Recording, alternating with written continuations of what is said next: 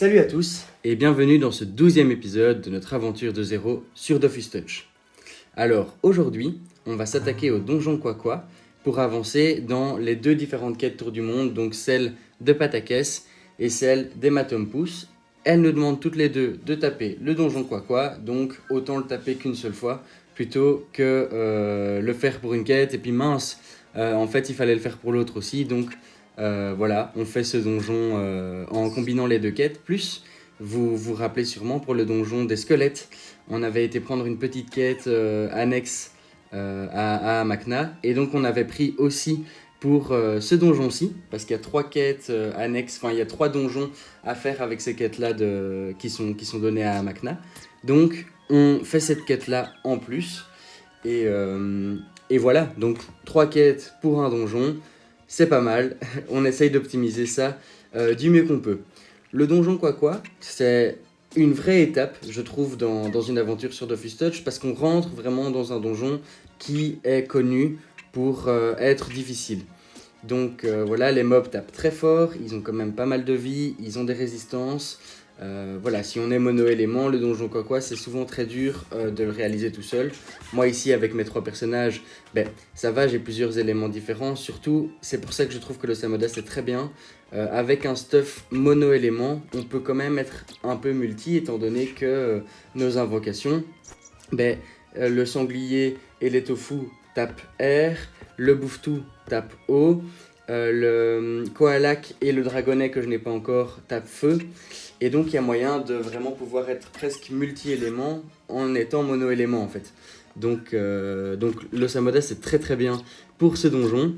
Et mon Enripsa est haut, mon Zobal est terre, et donc au final j'ai suffisamment d'éléments que pour que ce ne soit pas trop compliqué à gérer à cause des résistances, même si évidemment il faut quand même faire un peu attention, essayer de ne pas taper un mob qui a 100% de résistance eau avec un sort eau, parce qu'alors on perd des PA en fait, on les utilise, on jette des PA à la poubelle. Mais voilà, ici je ne suis pas trop dérangé, on va dire, par ces résistances, parce que j'ai des personnages qui tapent dans des éléments différents, et j'ai mon Samodas qui tape dans presque tous les éléments grâce à ces invocations. Voilà, donc vous voyez que le donjon se passe bien, que les salles se passent tranquillement. On fait des gros dégâts sur les mobs qui ont des faiblesses haut, donc ça fait plaisir. Et voilà, mais oui, je vous le disais, le donjon Quaqua, voilà, je trouve que c'est une étape, on rentre dans les vrais donjons du jeu, on va dire. On commence à avoir des donjons un peu plus compliqués, etc., où il faut un peu plus réfléchir. C'est pas juste on tape et puis le donjon est terminé. Ici, c'est toujours un peu ça parce qu'on est toujours dans les donjons bas niveau et on n'est pas voilà, on est suffisamment au level et on tape suffisamment fort que pour pouvoir gérer ces combats. Mais voilà, donc on a récupéré notre vie et on va pouvoir s'attaquer au boss. Donc le boss, il a 50% de résistance dans tous les éléments sauf un où il n'a pas de résistance. Ici, j'ai regardé et c'est l'élément R dans lequel il n'avait pas de résistance. Un peu dommage, j'aurais préféré l'élément O, mais bon, l'élément R ça va aussi. Mes invocations peuvent taper R, donc voilà.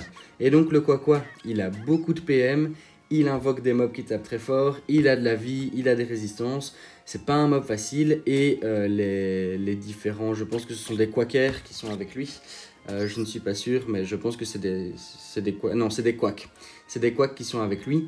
Eux aussi tapent fort, ont beaucoup de vie, etc. Vous voyez que mon Zobal, il est face à un mob qui a des faiblesses R, il tape du 250 presque.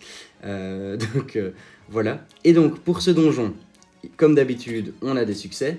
Les 2 succès ici, c'est le succès zombie, donc qui est d'utiliser un seul PM par tour de jeu. C'est assez tranquille, enfin de nouveau j'ai des personnages qui peuvent me permettre de n'utiliser qu'un seul PM parce qu'ils savent tous se détacler si jamais il y a un souci. Dans la majorité des situations il y a moyen que je puisse me détacler. Et aussi comme il tape de loin, etc., mon Osamodas il invoque et au final souvent il recule. Mon Enripsa il tape de loin, mon Zobal il a différents sorts avec lesquels il peut se détacler, donc succès assez tranquille. Et alors il y a le succès main propre que j'aurais pu faire parce que comme j'ai un Osamodas, voilà, il est clairement faisable. J'ai la classe pour faire ce style de succès avec le roublard qui est une très bonne classe aussi pour les succès main propre. Mais voilà, je ne voulais pas prendre de risques en essayant de faire ce succès et j'allais perdre du temps et c'était pas sûr que je gère le combat aussi facilement, on va dire. Donc j'ai préféré ne pas le faire pour m'épargner du temps et comme d'habitude on reviendra plus tard dans les différents donjons pour lesquels on n'a pas fait tous les succès pour remédier à ça quand on sera un peu plus loin dans l'aventure et que ce sera une formalité quoi, de faire ces combats pour avoir les différents succès dessus. Mais donc comme vous le voyez, le combat se passe plutôt bien, on va pouvoir terminer ça assez tranquillement. Donc on va sacrifier notre Kohalak pour invoquer un sanglier, lui mettre un petit sort favoritisme et pouvoir terminer ce combat d'une manière assez sympa avec ce sanglier qui tape très fort, qui a beaucoup de PM et voilà. Mais donc assez chaud quand même parce que mon Eneripsa il lui restait que 100 points de vie, mon Zobal je sais pas trop combien de points de vie il restait. Mais il devait être à peu près midlife, oui c'est ça, il était quand même il avait quand même encore beaucoup de vie mais il était resté plus loin aussi.